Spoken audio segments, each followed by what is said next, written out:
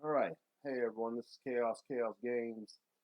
Today what I want to talk about, I just got finished playing Stranding, so um, kind of been leaving the reviews alone, uh, you know, but this one I wanted to do a video on because of how polarizing it's been. So I just wanted to throw my 2 cents in there. So after playing the game, I just have a couple thoughts. Um, First and foremost, I thought it was an excellent game. Um, Mainly because it was original and unique. Okay, it's not no other game that I can think of has that has these elements in it.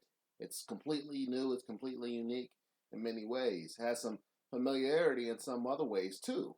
Um, Everybody's it's this delivery boy of the game. It's oversimplification of it. Yes, you are a courier in this game, but there's so much more to this game. Like that needs to be discussed that a lot of people aren't bringing to the fore. The world building in this game is absolutely astounding and crazy, right? So yes, you're building, but like the open world is one of the biggest open worlds imaginable that I've seen. One of the biggest, and the terrain, the world building, the way they do multiplayer is unique. The story, of course, but Kojima always has weird, quirky stories. So I won't get too much into the story. It is hard to follow, but if from what I gathered, it's pretty decent. Yeah, so I have like an ulterior, message about connecting people, um, not just physically, but mentally, and working together. There's a lot of messages in the game. The story itself is it's a little out there, but it's Kojima, so it's to be expected. Um, a lot of twists and turns in it. I enjoyed the story from, uh, you know, I don't understand the mythos 100%, but I think I understand what was going on about at least 80% what was going on. I'm pretty good at catching that kind of stuff. Um, so uh, let's talk about what the game does. What's unique? Okay, it's again the environments are crazy.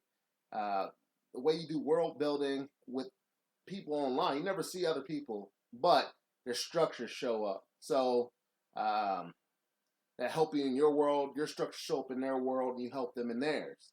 So if you need like a generator to charge your bike, um, then you can build one. Someone else in another world will take advantage of that. If you need a time fall shelter to repair your goods in the world, you might stumble across one that someone else has used.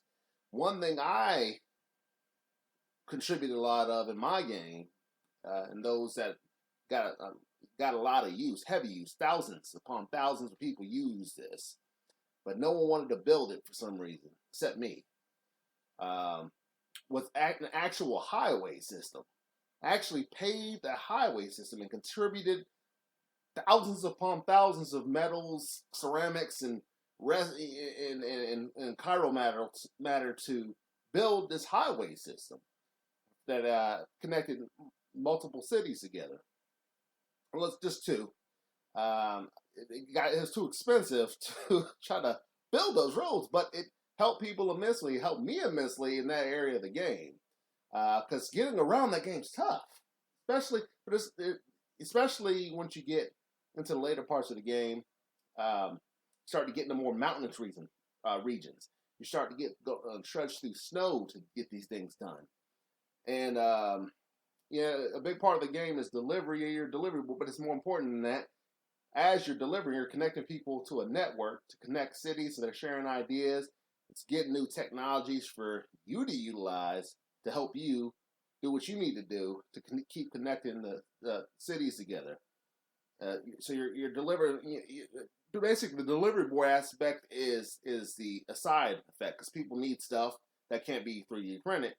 But the whole point really is to connect the cities to this network so that you can expand the scope and its range to help people, uh, humanity itself in America at least, become more survivable, and to connect everybody and remove people from the isolation, in that an extinction level event basically.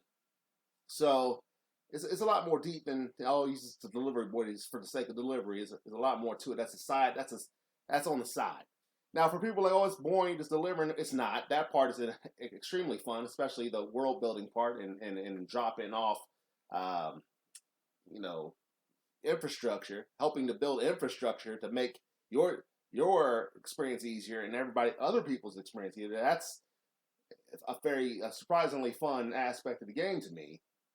But if you're more action, action, action, they have that. You get guns, you get rocket launchers, you get grenade launchers, and you're fighting supernatural ghost beings sometimes. Like, it's not just a slog. Like, some people are making out the scene like they don't obviously didn't play the game. So they say that. It comes later in the game. Before that, you're just throwing grenades at these ghosts, or BTs they call them, to exercise them, get them out the plane of existence so you can get through. But in the beginning of the game, if they catch you, they'll drag you off, and you have to fight a boss every time if you get caught by them. And these bosses either kill you. And the detail of what happens if you die is at least it permanently impacts the landscape. If you fail, if you encounter one of the things that get you, it causes a crater explosion that's permanently there, leaving all the infrastructure ruined in that area. There's lasting impact for you failing to deal with these things. So again, the detail and the level of detail is crazy. You got people trying to steal stuff from you, trying to kill you. That's where the gunplay comes in.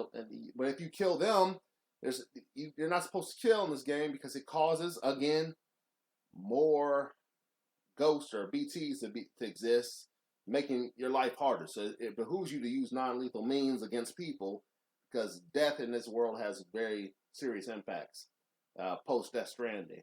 The event. It's an event that happened that caused the partial merging of the afterlife with the normal world. And that's why you got ghosts that are partially able to interact, called BTs. And then so that's what that is, basically. People don't know what it is. In short, that's my best explanation of what's happening there. And they go into extreme detail, and then the twists and turns in the story is crazy. I'm gonna close it like this: anybody who gives this game anything under a 9, it's ridiculous to me. And I had asked those people, next time you fix your mouth to complain that there's no unique or interesting original ideas out there anymore, I want you to look at how y'all dogged Death Stranding and then shut the fuck up. Because you deserve what you get. All right? You want another Call of Duty clone. You want all these things to be the same, but you want something different. No, they gave you something different. You shat on it. So, in my opinion, it was an excellent experience. Now, one criticism I've heard is that it doesn't have a lot of replayability, and that's true. Once you've beaten it, it's a story piece. I don't see a point in going back and playing it again. It's great it's a great one-shiner, but nothing new to see. Once you've done it, but that is not a bad thing. Not every game needs to have replayability. You know what I mean? So and that's kind of the realm you're in. You deal with a single-player driven game. It's more of a modern thing to have these multiplayer games. You can just keep playing them. I'm not a fan of multiplayer like that. I play, some MMOs like Final Fantasy 14, obviously, but usually historically my jam has been play a single player game, have a good experience with it, put that down, move on to the next one. There's been a couple games that I wanted to play multiple times because they compelled me to do so, because there was something I missed in the first run that I wanted to hit in the second run. Death Stranding doesn't have nothing like that for real. But I will remember the experience because the world was expansive, it was detailed, and it was an enjoyable experience. It was almost a masterpiece. Um, I can't see too much wrong with it. Um, and any criticism, especially the criticisms IGN gave it, to me were unfounded. Like there's, the gameplay perfectly matches the world what they was trying to do. I can't see the flaws they were talking about. But anyway, that's my 2 cents. Uh, Tell me what y'all think if y'all played it. Uh, Other than that, this has been Kaous Games. Gamers Game On.